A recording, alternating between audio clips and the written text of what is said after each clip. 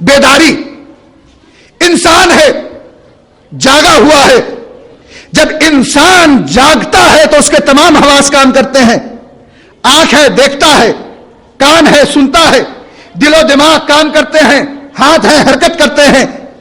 لیکن عزیزان گرامی, جس میں انسانی کی دوسری حالت ہے غنودگی. کچھ سو رہا ہے, کچھ جاگ رہا ہے. جس میں انسانی کی حالت اور آگے بڑھی, انسان سو گیا. جس میں انسانی کی حالت اور آگے بڑھی, انسان بے ہوش ہو گیا.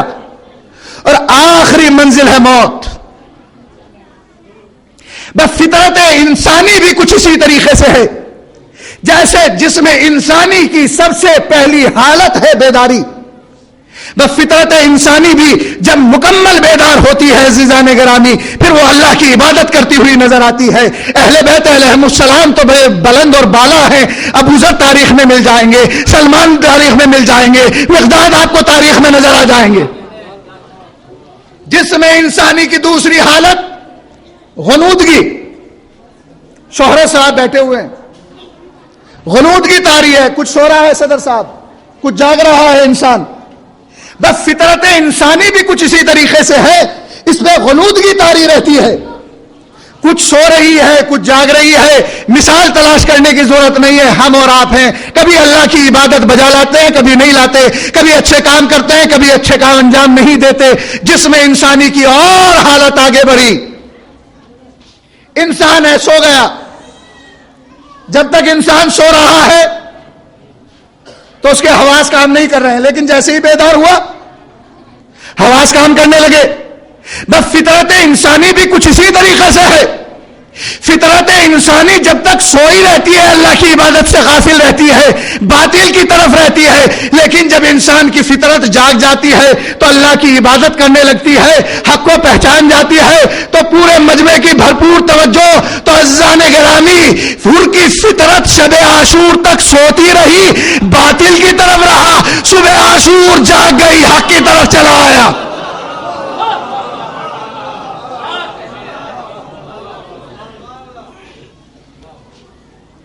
جس میں انسانی کی حالت اور آگے بڑھی. انسان کے جسم پہ غشی طاری ہو گئی, تو جب تک پانی کے چھینٹے انسان کے چہرے پہ نہیں دیے جاتے, تنویر بالکرامی صاحب, تو انسان غشا سے افاقہ نہیں پاتا. تو فطرت انسانی بھی کبھی کبھی بے ہوش ہو جاتی ہے. لیکن عزیزان گرامی, جب امر بالمعروف و نہی عن المنکر کے چھینٹے دیے جاتے ہیں تو فطرت و ضمیر انسانی بیدار ہو جاتا ہے. دوست سے کہتا ہے آپ مستطیع ہو چکے, حج کیجئے, تو حج بجا لاتا ہے. تو عزیزان گرامی, جس میں انسانی کی آخری منزل, آخری حالت ہے موت. انسان کے پاس آنکھیں ہیں, دیکھ نہیں سکتا, کان ہیں, سن نہیں سکتا, دل و دماغ ہے, کام نہیں کر رہے ہیں, ہاتھ ہے, حرکت نہیں کر رہے ہیں, پیر ہے, چل نہیں سکتا. عزیزان گرامی, اسی طریقے سے جب فطرت انسانی مردہ ہو جاتی ہے تو وہ فقط غیر اللہ کی عبادت نہیں کرتی, کبھی وہ توحید کا دعویٰ کرتی ہے, کبھی نبوت کا دعویٰ کرتی ہے, کبھی خلافت کا دعویٰ کرتی ہے. صلوات بر محمد و آل محمد پر. بھائی شیراز ہند والوں, کبھی کبھی ہماری مجبوریوں کو بھی سمجھ لیا کیجئے. صلوات پڑھنا محمد و آل محمد پر.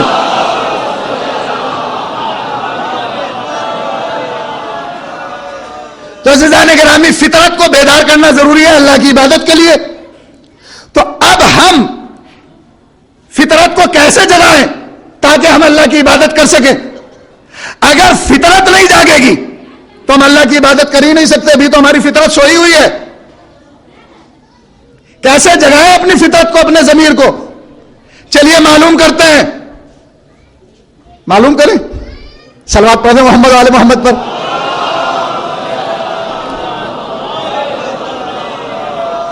فطرت انسانی کو جگانے کے لیے ضروری ہے کہ ہم دین کو سمجھیں کہ دین کیا ہے. اگر ہم دین کو نہیں سمجھیں گے تو فطرت بیدار نہیں ہوگی, اور فطرت بیدار نہیں ہوگی تو عزیزان گرامی پھر ہم اللہ کی عبادت نہیں کر سکتے. تو اب میں پورے مجمع سے پوچھنا چاہتا ہوں کہ ایک دین ہو تو سمجھ میں آ جائے. ان سے ملیے, یہ عیسائی ہیں, ان سے ملیے یہ یہودی ہیں، ان سے ملیے کرسچن ہیں، ان سے ملیے یہ ہندو ہیں، ان سے ملیے مسلمان ہیں، اور مسلمانوں میں بھی دیکھیے یہ شیعہ ہیں، یہ سنی ہیں، یہ دیوبندی ہیں، یہ حنبلی ہیں، یہ شافعی ہیں، یہ مالکی ہے، اب تو ایک اور نیا گروہ پیدا ہو گیا ہے وہابی ہے۔ اور ہر ایک کا دعویٰ یہی کہ ہم حق پر ہیں، ہم تمہیں جنت دلائیں گے، ہم حق پر ہیں، ہم تمہیں نجات دلائیں گے، ہم حق پر ہیں، صراط مستقیم ہمارے پاس ہے، ہم حق پر ہیں، سورگ ہم تمہیں دلا دیں گے، ہم حق پر ہیں، نجات ہمارے پاس ہے، ہم حق پر ہیں، ہدایت ہمارے پاس ہے۔ ہر ایک کا دعویٰ یہی۔ اے پروردگار، ہم کیسے سمجھیں اس ادیان کی بھیڑ بھاڑ میں کہ تیرا دین کون سا ہے؟ بھائی ہندوستان ہے فریڈم کنٹری، آزاد ملک، اچھی اور سچی بات کہنے کا حق یہاں پہ سب کو ہے۔ بھائی کسی کے مذہب کو برا کہنے کے قائل ہم بھی نہیں ہیں، لیکن عزیزان گرامی اچھائی بیان کرنے کا حق ہمیں بھی ہے۔ تو عزیزان گرامی کیسے سمجھیں کہ اللہ والا دین کون سا ہے اور دین الہی کون سا نہیں ہے؟ تو ایک پیمانہ معین کر دیا کہ جو دین دنیا میں صبر و استقلال اور کردار کے ذریعے سے پھیلے گا وہ اللہ والا دین ہوگا۔ آخری مجمع تک کی توجہ، جو صبر و استقلال کے ذریعے سے دنیا میں پھیلے گا، کردار کے ذریعے سے دنیا میں پھیلے گا، وہ دین دین الہی ہوگا۔ اور جو دین تلوار کے ذریعے، ظلم کے ذریعے، استبداد کے ذریعے دنیا میں پھیلے گا وہ دین الہی نہیں ہوگا۔ حضرت آدم نے اس کے دین کی تبلیغ صبر و کردار کے ذریعے کی، لہذا دین الہی۔ حضرت شیس نے اس کے دین کی تبلیغ صبر و استقلال کے ذریعے کی، لہذا دین الہی۔ ایک ایک نبی دنیا میں آتا رہا اور اس کے دین کی تبلیغ صبر و استقلال کے ذریعے کرتا رہا، کردار کے ذریعے کرتا رہا۔ حضرت موسیٰ نے اس کے دین کی تبلیغ صبر و استقلال کے ذریعے کی، کردار کے ذریعے کی، لہذا دین الہی۔ لیکن فرعون نے اپنے دین کی تبلیغ تلوار کے ذریعے کی، ظلم کے ذریعے کی، استبداد کے ذریعے کی، لہذا دین الہی نہیں۔ حضرت ابراہیم نے اپنے دین کی تبلیغ صبر و کردار کے ذریعے کی، لہذا دین الہی۔ نمرود نے اپنے دین کی تبلیغ تلوار کے ذریعے کی، لہذا دین الہی نہیں۔ ایک ایک نبی اپنے دین کی تبلیغ صبر و کردار کے ذریعے سے کرتا رہا، لہذا دین الہی۔ ادھر ابراہا اپنے دین کی تبلیغ تلوار کے ذریعے کرتا رہا، لہذا دین الہی نہیں۔ تو دنیا والے سمجھ لیں کہ رسول نے بھی اپنے دین کی تبلیغ صبر و کردار کے ذریعے کی ہے، تلوار کے ذریعے نہیں کی۔ بے توجہ رکھیے گا، کردار کے ذریعے کی، لہذا دین الہی ہے۔ اب دنیا علی کے چاہنے والوں کو، دنیا علی کے چاہنے والوں پر یہ اعتراض نہ کرے کہ علی نے تلوار کیوں نہیں اٹھائی تھی، علی نے تلوار کیوں نہیں اٹھائی تھی، علی نے تلوار کیوں نہیں اٹھائی تھی۔ علی نے تلوار نہ اٹھا کر دنیا کو بتا دیا ہمارا دین صبر و کردار کے ذریعے سے پھیلا ہے، لہذا ہمارا دین دین الہی ہے۔ صلوات پڑھیں محمد آل محمد پر۔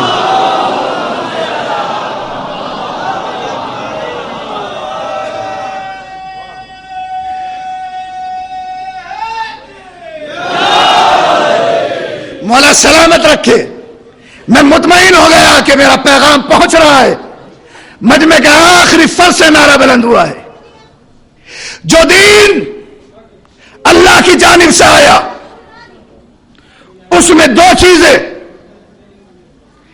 دین کو سمجھے تاکہ فطرت بیدار ہو، فطرت بیدار ہوگی تو اس کی عبادت ہوگی۔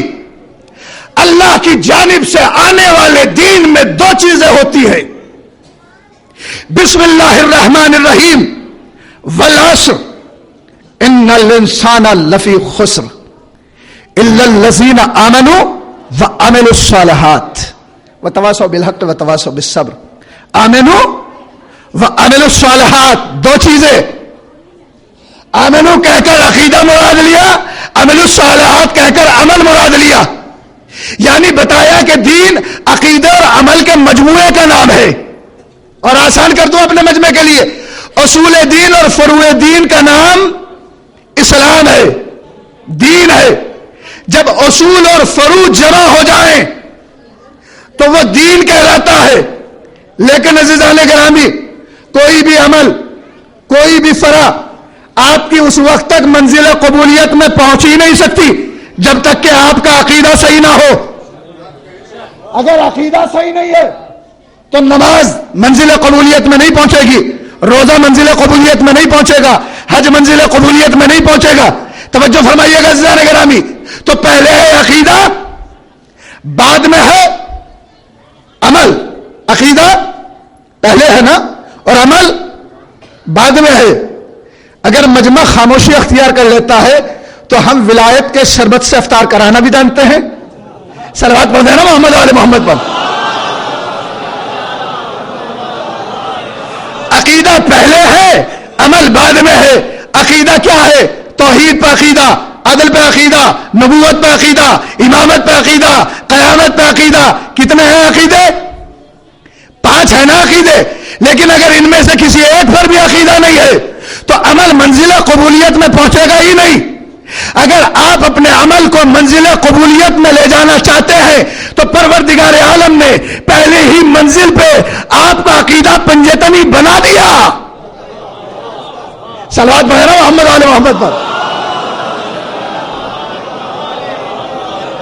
پہلی ہی منزل پہ آپ کے عقیدے کو پنجتنی بنا دیا عزیزان گرامی۔ کہا کہ دیکھو توحید پہ عقیدہ رکھنا واجب ہے، نبوت پہ عقیدہ رکھنا واجب ہے، عدل پہ عقیدہ رکھنا واجب ہے، لیکن عزیزان گرامی ہر جگہ پر آپ کو عقیدے 5 نظر نہیں آئیں گے۔ ہر جگہ پر آپ کو عقیدے 5 نظر نہیں آئیں گے۔ توحید ہے عدل غائب، توحید ہے عدل غائب، نبوت ہے امامت غائب۔ توحید ہے عدل غائب، نبوت ہے امامت غائب۔ اب جملہ کہوں، قیامت ہی قیامت ہے۔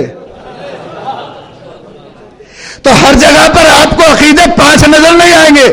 بعد والے خود گن لیجئے آپ، توحید ہے عدل غائب، نبوت ہے امامت غائب، قیامت ہی قیامت ہے۔ تو ہمارے یہاں پر ہیں عقیدے 5۔ توحید پہ بھی عقیدہ رکھنا واجب، عدل پہ بھی عقیدہ رکھنا واجب، نبوت پہ بھی عقیدہ رکھنا واجب، امامت پہ بھی عقیدہ رکھنا واجب، قیامت پہ بھی عقیدہ رکھنا واجب۔ لیکن دنیا والوں نے عدل کو عقیدے میں داخل کیوں نہیں کیا؟ سوال میرا یہ ہے اپنے محترم مجمع سے، دنیا والوں نے عدل کو اپنے عقیدے میں شامل کیوں نہیں کیا؟ معلوم ہے کہ اگر عدل کا عقیدہ رکھیں گے تو امامت کا عقیدہ خود بخود آ جائے گا۔ اس لیے کہ عزیزان گرامی جب ہم یہ کہتے ہیں کہ امام کا عادل ہونا ضروری ہے، وصی رسول کا عادل ہونا ضروری ہے، خلیفۃ اللہ کا عادل ہونا ضروری ہے، ہم تو اپنے مجتہد کو بھی غیر عادل نہیں مانتے۔ باب آئے گا ہم تو اللہ کی عدالت کے ہی قائل نہیں ہے تو خلیفۃ اللہ کی عدالت کے کیا قائل ہوں گے؟ صلوات پڑھیں نا محمد آل محمد پر۔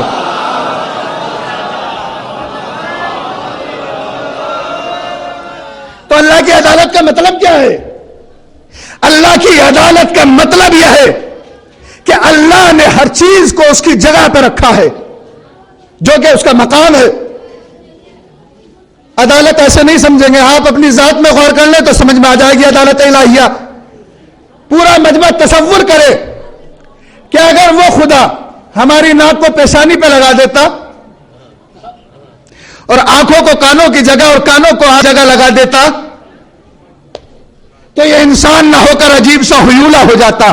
ناک کا اپنی مناسب جگہ پہ ہونا، آنکھوں کا اپنا مناسب جگہ پہ ہونا، کان کا اپنا مناسب جگہ پہ ہونا، یہ عدالت الہیہ کی دلیل ہے۔ اب نازک منزلیں بھی سمجھ لیجئے گا عزیزان گرامی، اللہ کی عدالت کا تقاضا یہ تھا کہ اس نے ہر چیز کو اس کی جگہ پہ رکھا، چاند کو اس کی جگہ پہ، سورج کو اس کی جگہ پہ، کہکشاؤں کو اس کی جگہ پہ، فضاؤں کو اس کی جگہ پہ، خلاؤں کو اس کی جگہ پر۔ اب کہہ لوں میں جملہ کہ اللہ نے ہر چیز کو اس کی جگہ پہ رکھا، یہ الگ بات ہے کہ دنیا والوں نے وہاں سے ہٹا کے کسی اور کو بٹھا دیا ہو۔ صلوات پڑھنا محمد آل محمد۔